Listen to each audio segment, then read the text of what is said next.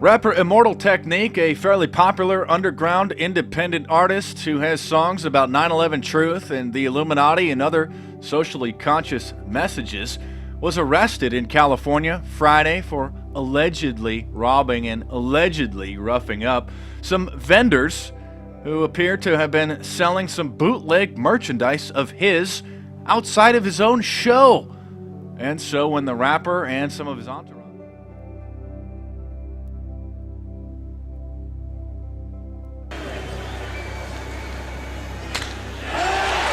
Number 100, and the Pirates lead 3-0. Sting the Mariners again. He does. Look out. O'Neill's got one out of here. Put it on the scoreboard, and the Yankees bounce ahead on O'Neill's home run.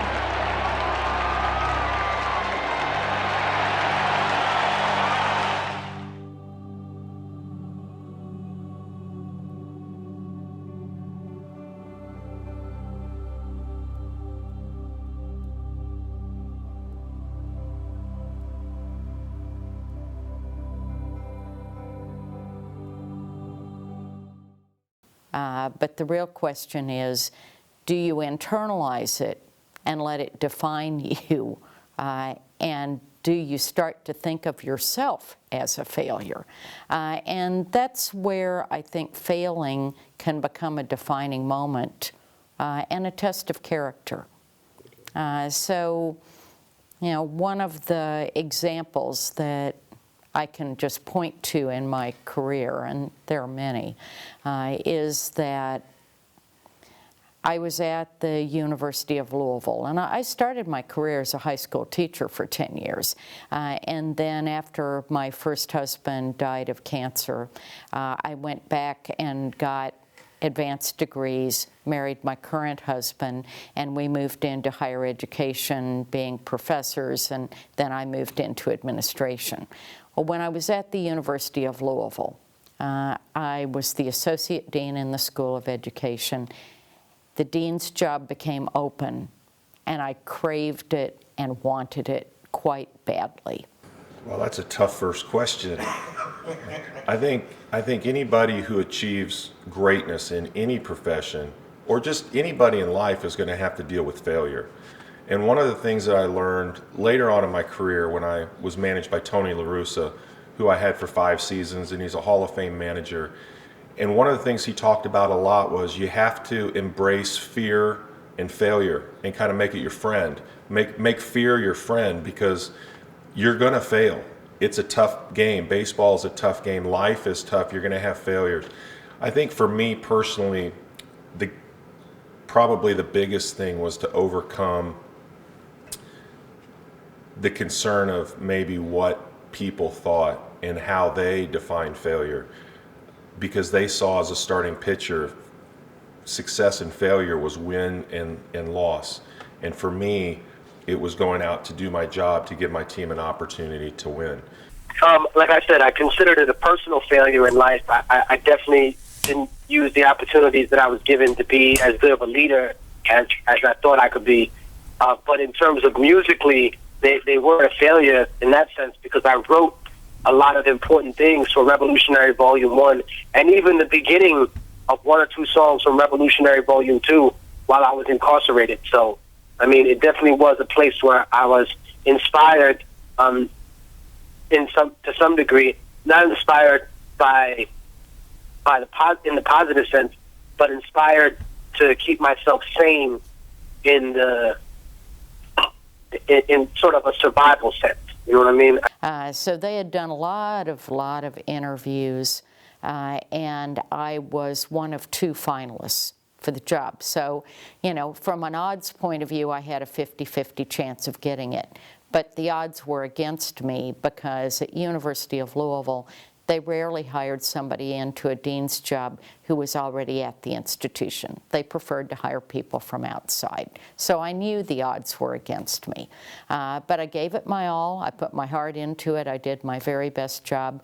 And then, of course, I didn't get picked. So I had to just sort of say, how am I going to deal with this? And there was a lot of hurt that I felt about it, and a lot of questioning and doubt, and could I have done differently? Could I have prepared better? Could I have interviewed better? You know, did I give a stupid answer to that question? You know, so there was a lot of self-examination. I think really for me, some of my biggest failures were not on the field, but they were off the field. It was dealing with the media, not being maybe calculated with what I said. I was a guy that was pretty open and transparent and would tell people what I thought. And I think early in my career, I said some things in an abrasive, harsh way to the media, and it really comes across as being arrogant or egotistical, sarcastic, and I think you learn from that. Some of my early times in San Diego, when I really wanted to get traded, some of our team was being dismantled, and I was kind of our veteran guy that had left. And I look back at some of the articles in the newspaper, things that I said, and I just wish that I would have gone back. If I could go back, I'd say it's a real privilege to play Major League Baseball, and the Padres are a Major League Baseball team, and they gave me a great opportunity. I think one thing that I left out, though, is that there's definitely a selective morality when people become incarcerated, you know, and I tried to not let that be part of my mind frame, but sometimes it's very hard. Like, I'll put it this way, and you can ask anybody else who's been incarcerated if there is a selective morality, and they'll probably tell you the same thing. I had good friends and colleagues that I could be honest with and say, wow, this really hurts. So I need to kind of, I'm thinking about your article, I need to cry about it just a little bit. But then, because this other, you know, life circumstance happened at the same time, where I was needed and I was wanted, and I began to focus more on what do others need from me, less than what does Beth want and need, that's what turned the tide for me. I can tell you, being a St. Louis Cardinal, one of the things that I realized is there's something special about playing in St. Louis. And I think one of the things that really helped me as a professional, and I was 7 years into my career, was my first year in St. Louis. I started off 1-7 with like a 7 ERA. And so for non-baseball people, that's really bad. And this was the team that I grew up rooting for. I love the Cardinals. Tony La Russa was here. Ozzie Smith was here for his last season. And I really wanted to do well. It was kind of like coming home for me. And I started off really bad. But what I realized is people can really influence you. And being at the grocery store or being around town with my kids and my wife, people would really encourage me. They're like, we're so happy you're here. And having that behind me really helped to propel me to a great season that year. I was able to really not think about that I was doing poorly, but look forward and be encouraged by the people in the St. Louis community and Cardinal Nation. And I ended up that year 17-3 the rest of the way. I really appreciate my family for not being the individual. It's not like they were making support cards for me every day and buying 10,000 records for me. No. But you know what they were doing? What they were doing is not criticizing what I did. It's not talking me down. You know what I mean? I think that's the worst, when parents really shit on the dreams of their children. Because you don't have to. You don't have to be that directly opposed to it, even if you don't like it. And even if you think your child can't succeed because that field is too full. Who's to say that they have to be the player on the team? Who's to say they have to be the shortstop? Who's to say they got to be the quarterback? You know, there's a lot of people on that team that make a lot more money than the fucking quarterback and the shortstop. Life is experimenting, testing, trying out. So you have to kind of have some things not work out along the way to ever actually get to that best choice. I wouldn't have known that being a president of a university was something I could do if years ago I didn't get that dean job and I just said, okay, I'm going to give up and I'll never apply for another dean position. That would have been a dead end.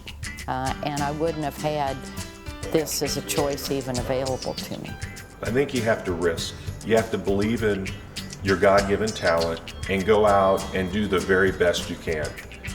And that's all you can expect out of yourself. That's going to be good enough. But you can't be afraid to do things because you're afraid to fail. Failure, in my job, failure was out in front for everybody to see. But that's not the most important thing. It's how you react to what happens in life. That's going to define how you do in life. If you're able to look failure in the eye and say, I'm not going to allow that to beat me, I'm going to go above and beyond that. I'm stronger mentally than that. You don't give in to that, maybe your self-inclination to kind of give up or lay back, but to have a strong mental approach, to look at what you're able to do and see the possibilities instead of seeing the negatives. I think you have an opportunity to do great things in life. I would say this. It's an old trick somebody taught me. When you think you have something to achieve that's impossible, right? Try something that's not as hard, but something that you think is also impossible, but just a little bit easier, not as impossible as the first thing. And do that right now.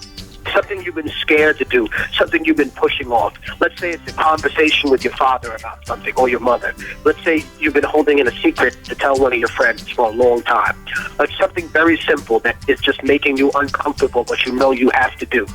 Do that right now, literally as we speak, as you're reading this. Do that right now, and I guarantee you, I fucking guarantee that if you get that done correctly and you actually accomplish it, that the impossible, the big thing in your life that you see is very hard to do, will seem a little bit smaller.